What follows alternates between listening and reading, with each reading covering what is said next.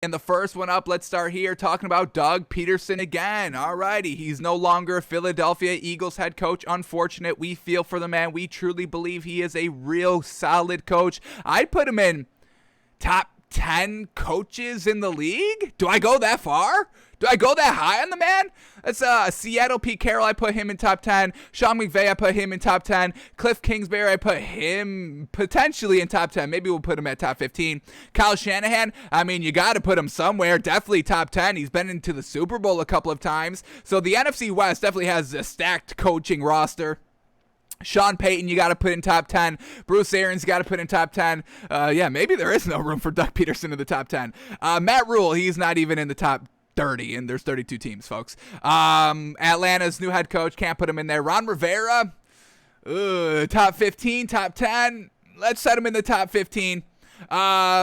Joe Judge for the Giants, he's not top 15. Mike McCarthy, like we said, that man's not even top 30, folks. Nick Sirianni, new head coach for the Eagles, no way.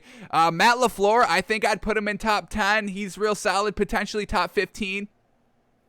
Matt Nagy, he's definitely top 15. We'll see if he can kind of move into the top 10 now. Mike Zimmer, yeah, maybe top 20. Dan Campbell, 30th, 32nd. So, I mean, these are the worst head coaches in the league, folks. I mean, Dan Campbell, Mike McCarthy, and Matt Rule. I mean, we're not big fans of them.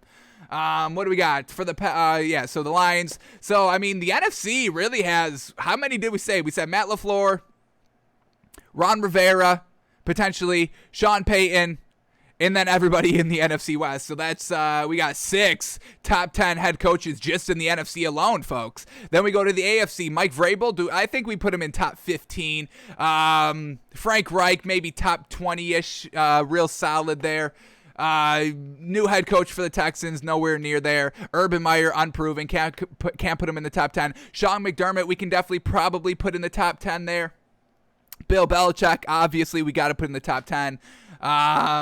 Brian Flores, I would say top 15, real close to entering that top 10 territory. Mike Tomlin, I would kind of say top 15. I don't know about top 10 just because of, he's had Big Ben his entire career, and they've kind of underperformed in some situations. He led them to the Super Bowl, so definitely kind of top 15-ish. But maybe, I don't know, they went 8-8 with no Big Ben that year when he kind of went down early, and they had to use Mason Rudolph and, the Three Stooges that they had at quarterback there. So potentially Mike Tomlin, you can make the argument for top 10. John Harbaugh, got to probably put in top.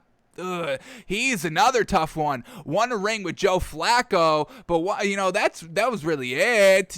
Making it work with Lamar Jackson in this talented roster. So kind of in the same territory that we're kind of talking with Mike Tomlin, and potentially right on that border of top 10 and top 15. We'll slide him in the top 10.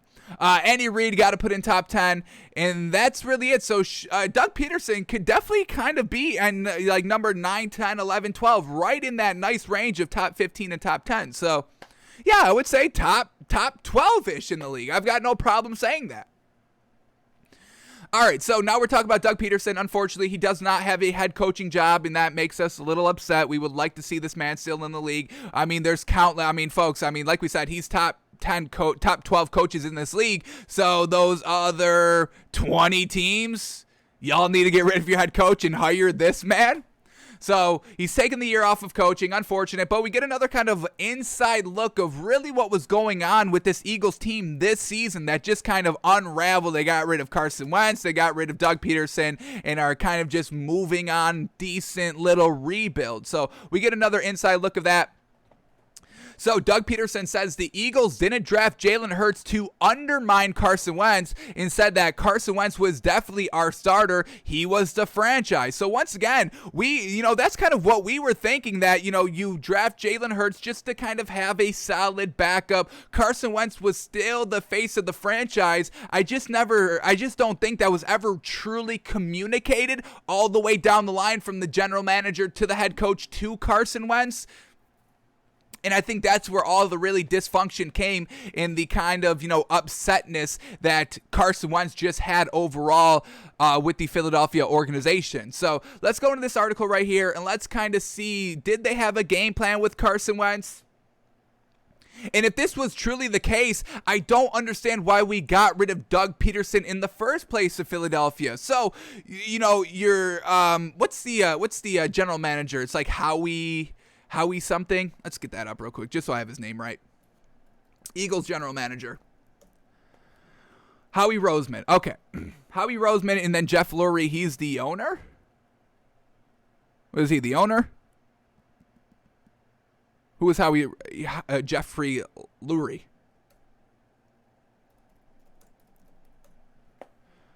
Yeah, Jeffrey Lurie. So Jeffrey Lurie's the owner. Lurie is the owner. Howie Roseman's the general manager, and Doug Pederson was the head coach, as we're kind of, talking about last season. So you draft Jalen Hurts, and then you've got this solid quarterback at number 2 with Carson Wentz still being your starter. And then, as the season progresses, whose actual call was it to bench Carson Wentz? Did that come from the top? Did that come from the owner? Jeffrey Lurie? Lowry, however you pronounce it. It's Lurie. So I'm taking it as Lurie for now. Lowry does come off the tongue better, though. But did that come down from the owner, the general manager, or was that Doug Pederson's call? Because we heard Doug Pederson in another quote earlier, a couple weeks ago when we, talked about this as well, that there was kind of just a mutual decision to move on, and we didn't really get anything of who truly made the call. So did Doug Pederson make the call, and the general manager didn't like it, so they let Doug Pederson go? But, and that kind of goes hand in hand with, Carson Wentz was the franchise, and, the general manager didn't like that, so they sent out Doug Pederson, but then they also got rid of Carson Wentz. But if you knew you were going to get rid of Carson Wentz, why not keep the good coach that has led you to successful seasons time and time and time again every time he's been here as the head coach for the Eagles? So we just want to get to the bottom of truly why Doug Pederson was let go. We don't really see a reasoning why. So let's see if we get any more information here with what Doug Pederson is saying. So here we go. Let's start here. All right, now head coach Doug Pederson is gone. All right, let's start at the top. Did they say anything good here? A year ago at this time, the Philadelphia Eagles selection of Jalen Hurts was still somewhat puzzling. And yeah, once again, if you knew that Carson Wentz was your franchise, why are you going after Jalen Hurts still kind of early in the draft? It's still, nothing is adding up here in Philadelphia, and that's why we're trying to get to the bottom of it. We want to know the full extent to it, because you don't just get rid of your starting quarterback, and you don't just get rid of a Super Bowl winning head coach just like that in a rebuild for Jalen Hurts, who should be solid, and then Nick Sirianni, who, has never been a head coach. He's an offensive coordinator, not a head coach. So, real kind of question marks here. But let's continue on. Would he offer the Eagles another element for their offense? A Taysom Hill of sorts? Was the quarterback of the future when the franchise quarterback was still in his prime years? Now head coach Doug Pederson is gone, and so too is quarterback Carson Wentz, following a disaster of a 2020 season in which Hurts' potential was the only highlight to emerge after Wentz turned in his worst career campaign, and Pederson oversaw an NFC worst 4-11-1 showing. So they just had one bad year, and we know they had a bad year, but we chalked that all up to, Carson Wentz just kind of be feeling a little disrespected by the franchise overall, kind of like what Aaron Rodgers was feeling. Hey, instead of getting me a little bit more help, you're going to draft my replacement, even though you're telling me I'm the face of the franchise, and you also told me the same thing when Nick Foles won the Super Bowl, but then you have a statue of him outside of the stadium. So I'm getting mixed signals here. You're saying one thing and doing another, so I'm just going to quit on the year. I'm just going to let the ball fly, and if it's a touchdown, great for me. If it's a pick, that's on y'all, because I'm out next year. So we just want to get to the bottom of what truly went down in Philadelphia, and everybody's kind of, putting on a smile, and nobody's blaming each other. Start blaming each other so we can pick up some nuggets of information. Everyone's like, oh, it's just, a mutual breakup. It was a mutual breakup of Carson Wentz. It was a mutual breakup of Doug Pederson. It can't just be everybody mutually agreeing out here. Doug Pederson's not a head coach anymore. You don't think, he wouldn't be fighting for his job of Philadelphia if he didn't think that he had a job lined up? I think he would have fought a little bit harder if he knew, hey, I have to sit out for a year. I don't think he wanted to do that. No way. It's hard to get a head coaching job in this league, especially if you're going to take a year off. Yes, we know you won a Super Bowl, That was a couple of years ago. And you haven't coached in a year, and the league changes every year just like this. So why don't you start as an offensive coordinator? Then work your way back up. Nobody wants to do that. Nobody wants to do that. Jason Garrett, unfortunately, had to do that. Unfortunately. I think he is a better offense coordinator than he is a head coach. But all right, what else do we get here? Got to get to this quote. Much ado has been made about the Eagles drafting of Hurts in the second round of the 2020 NFL Draft as the starting point for the disharmony that undid the club from within. Truly that. However, Pederson is adamant. Stop being adamant. Pederson is adamant that picking Hurts wasn't done to undercut Wentz, but because in the NFL you're always looking for quarterbacks, especially in the case of a franchise that's lone Super Bowl victory was led by a backup quarterback. Quote, this is from Doug Pederson. Quote, you go into drafts and you go into each year looking for quarterbacks, and we continue to look for quarterbacks, and that's always something that will never change. We won a Super Bowl with our backup quarterback, and we've had to play with our backups a couple of times in Philadelphia. And that is true. That was kind of that's the only knock really on Carson Wentz. He can't stay healthy. So, we can understand that, kind of in the business, the general manager, the front office side of the Eagles that, hey, let's get a solid backup because we most likely will need him. But that needs to be communicated 100%. You need to make Carson Wentz feel like no matter what, you will always be the starter. This is just kind of a little bit of an insurance policy. And, we just have to do this. And maybe Carson Wentz understands, or maybe he doesn't. He leaves either way. All right, so back to the quote.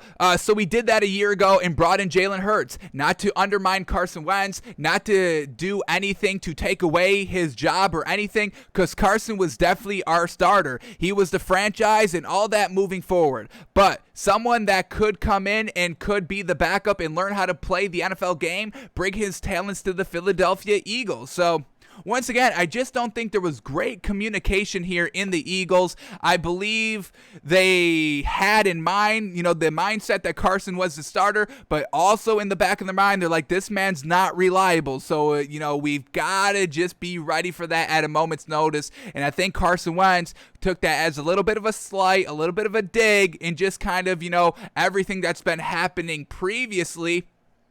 The Eagles giving all the credit to his kind of Super Bowl. He got them to the playoffs, folks. He put them in the position to get to the Super Bowl. We are not taking anything away from Nick Foles because he's the one that actually went out and did it on the field, so we give credit to Nick Foles for that. But we've seen what Nick Foles can do in the regular season. It's trash. It's absolutely trash. The man caught magic. The man caught momentum, and it led him to the Super Bowl. We've seen this before. The Giants, both years that they won the Super Bowl against Tom Brady, they were going into the playoffs like 9-7.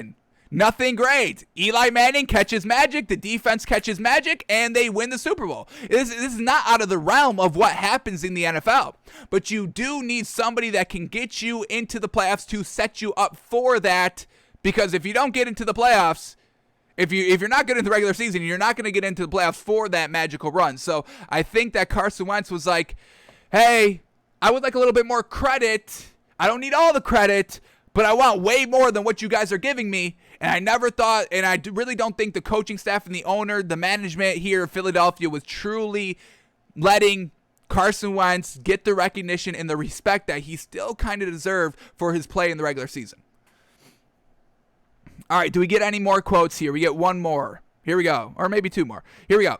Injury woes from seasons past in Wentz's play dropped drastically. It was a free fall in Pederson's eyes, but one he was hoping to pilot the franchise out from. That chance wasn't afforded to him, however. Wentz has been shipped off to Indianapolis, and Pederson is walking the earth looking for a new opportunity instead of walking the Philly sideline. Quote, and really, as the season began, things just started to kind of, spiral out of control. Injuries began to set in. And once again, we saw that, and Carson Wentz always overcame those wide receiver injuries. Carson Wentz has never really had a full healthy team. Either he's injured or, the wide receivers and the weapons are injured. We saw that time and time again. So once again, why are we getting rid of Doug Pederson when just injuries every single year at every major position, and he's still having viable competitive seasons?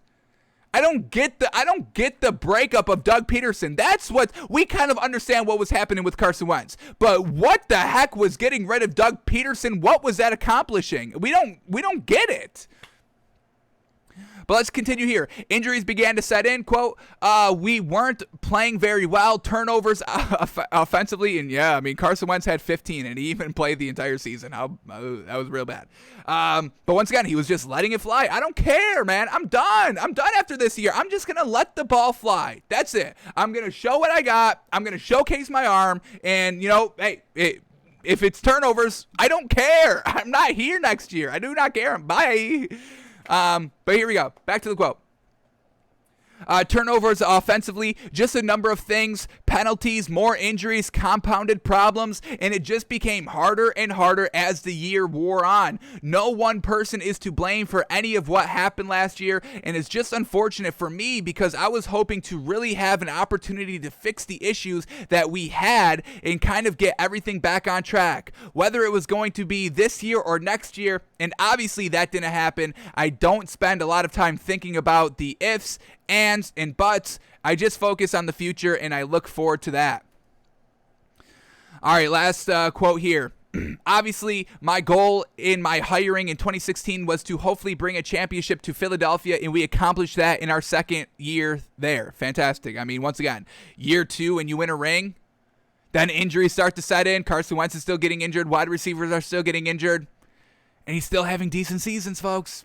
Decent seasons. Quote, so I look back on my time there. There was a lot of positives I take from it, but I'm not going to dwell too much on the past. I'm going to learn from it, obviously, and hopefully if I can get an opportunity to coach again, which I hope I can do, and we definitely hope he does as well, and we truly foresee him getting another coaching job. We'll see which coaches flounder this season and get the boot, whether mid-season, late season, because Doug Pederson's going to be candidate number 1 for really any head coaching openings.